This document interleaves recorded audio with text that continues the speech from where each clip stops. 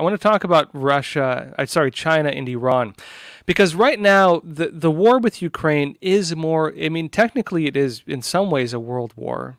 You do actually have a lot of other countries engaged in it. You do have Europe engaged. Most of Europe is engaged in some way. The United States is engaged. Canada is engaged. But it's a proxy war.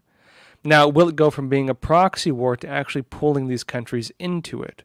Well, that would depend if other countries get pulled in on the Russian side, because Russia wouldn't, I don't think they'd have in their interest to try to fight the United States and Canada, right?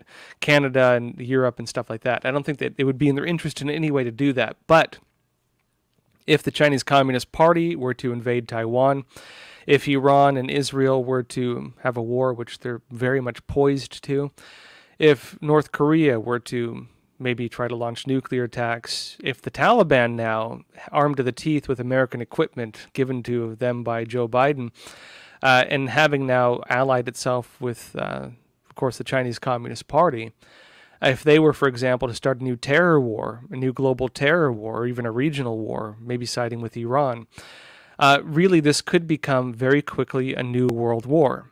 Keep in mind most of Africa and a lot of Latin America are also sided with the Chinese Communist Party. The countries that are kind of on the U.S. side, at least in any kind of strong way, are actually very few. You know, pretty much just the European countries and the former Commonwealth countries. That's about it. Even some of those are on the border, frankly. And so you could very easily watch this fall into a world war. Very easily at this point. Now, China and Iran, on that note, I mentioned that Russia's talking about arming Belarus with ballistic missiles. China and Iran are both right now conducting moves around nuclear defenses and space weapons. And when we hear space weapons, I know a lot of people think like Star Wars movie or something else, you know, like some sci-fi film or something like that, right? Space weapons are actually important because ballistic missiles or nuclear launch, you know, vehicles essentially, they do enter space. And so any kind of weapon to counter them, or a lot of them, would typically be space weapons.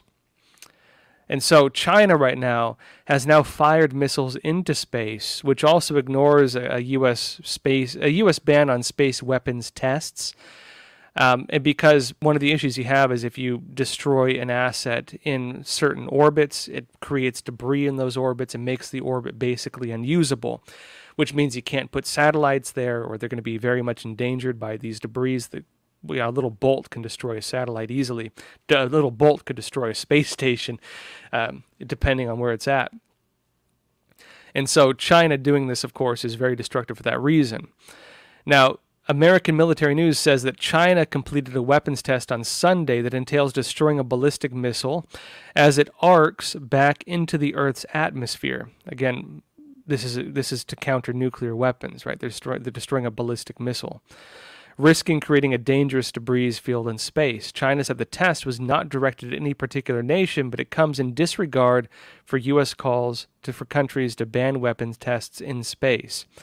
Also on this, Washington Post talking about Iran. It says Iran launches rocket into space as nuclear talks resume. Iranian state television said Sunday that Tehran had launched a solid-fueled rocket into space, drawing a rebuke from Washington ahead of the expected resumption of stalled talks over Tehran's tattered nuclear deal with world powers. In other words, you should look at the kind of collective picture of this.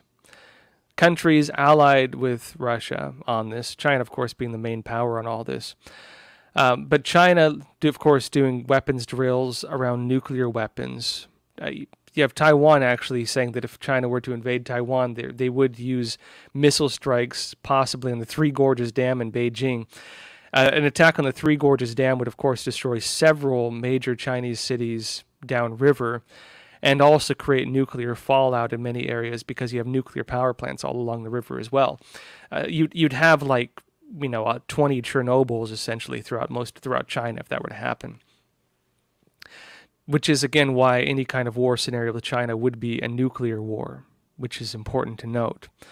China is now planning to launching operations to test its ability to intercept ballistic missiles, which are typically what would be used to carry nuclear warheads.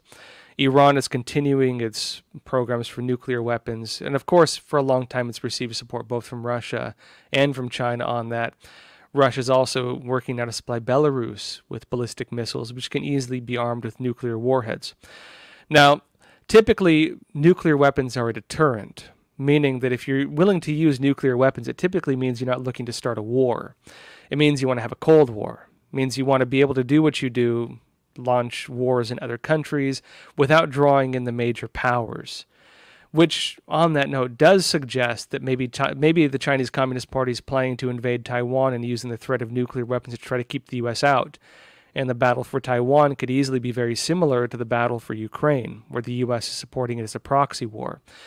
If Russia were to invade, for example, Poland following Ukraine, because it does look like they are going to win in Ukraine, frankly. We'll see where it goes, but currently they're on that trajectory. Or at the very least, Ukraine surrendering some territory, which is, I think, the more likely outcome. They're likely not going to stop with that. And if they want to arm other countries with ballistic missiles, this would allow them to start regional wars without basically causing a world war. Now, we'll see whether that's the case or not. But regardless of what's going to happen, we are going to watch, I do believe, and I believe this is the main goal of this, the collapse of the unipolar world government, as Russia would call it, the end of the Pax Americana, which is the U.S.-led international world order based on things like human rights. It's, of course, look at it how you want.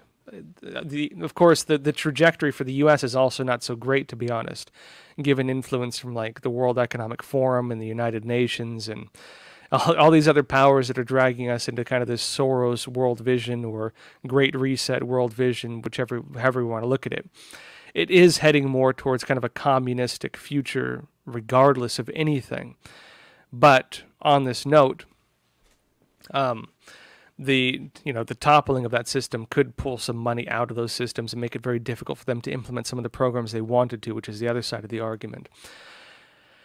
And of course, Russia, China, Iran, and other countries controlling their own pieces of the pie wouldn't in some ways be necessarily better. Of course, China expanding its influence may actually be worse. And China's long-term goals also are to establish essentially a one-world government under the Chinese Communist Party, which would be the Pax Sinica, meaning they have their own ambitions with this as well. We'll watch how this unfolds, but really this is currently happening as we speak. And so I'll keep you updated on this when there's a major update.